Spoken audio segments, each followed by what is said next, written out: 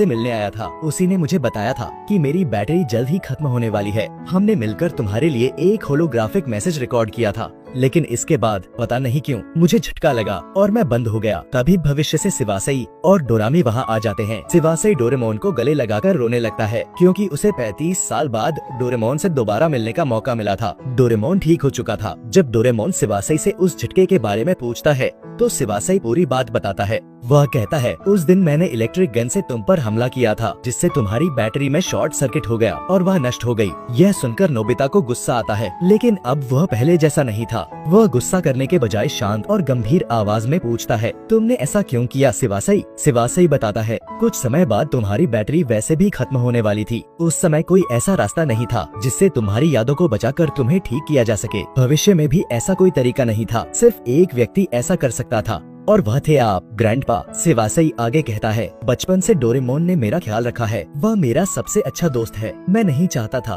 कि वह मुझे और मेरी यादों को भूल जाए। डोरेमोन को बंद होना ही था, इसलिए मैंने उसे हमला करके बंद कर दिया, ताकि आप उसे उसकी यादों के साथ ठीक कर सकें। आप ही डोरेमोन के सबसे अच्छे दोस्त थे और आप ही एकमात्र व्यक्ति थे जो उसे ठीक कर सकते थे। भविष्य में हमने देखा था कि आज की तारीख में 35 साल बाद आपने यह आविष्कार पूरा कर लिया था, इसलिए मैं और डोरामी इस दिन का इंतजार कर रहे थे। यह सुनकर नोबिता को यकीन नहीं होता कि वह वही व्यक्ति है जिसने अपनी दोस्ती के लिए इतना बड़ा आविष्कार किया। अब सब कुछ ठीक हो जाता है। नोबिता ने 35 साल पहले जो वादा किया था उसे पूरा कर लिया। डोरेमोन की दोस्ती और प्यार की वजह से जो नोबिता क्लास में हमेशा 0 लाता था, वह अब एक जीनियस बन चुका था। न सिर्फ जीनियस बल्कि एक समझदार इंसान भी। अगर नोबिता के माता पिता होते तो वे उस पर बहुत गर्व करते। रात को आकाश में तारे देखते हुए डोरेमोन नोबिता से पूछता है, क्या तुम अतीत में जाकर फिर से बचपन जीना चाहोगे नोबिता? नोबिता कुछ देर चुप रहता है, फिर बोलता है, डोरेमोन, मेरा बचपन बहुत खूबसूरत था, लेकिन अब उसकी जरूरत नहीं। मैं जहाँ हूँ वहाँ खुश हूँ। मैं अपने जीवन से इसलिए भी खुश हूँ क्योंकि मैं जो बनना चाहता था वह बन चुका हूँ। मैंने अपने जीवन का मकसद पूरा कर लिया।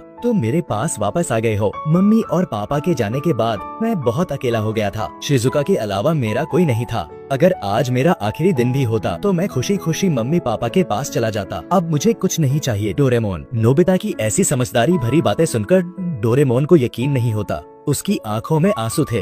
वह मुस्कुराता है और कुछ नहीं बोलता। दोनों शांति से आकाश में तारे देखने लगते हैं। एक बार फिर डोरेमोन नोबिता के साथ खुशी खुशी रहने लगता है और इसके साथ ही यह एपिसोड खत्म हो जाता है। दोस्तों, नोबिता और डोरेमोन की इस दिल को छू लेने वाली कहानी को देखने के लिए आपका दिल से शुक्रिया। ये सिर्फ एक फैन मेड थ्योरी थी।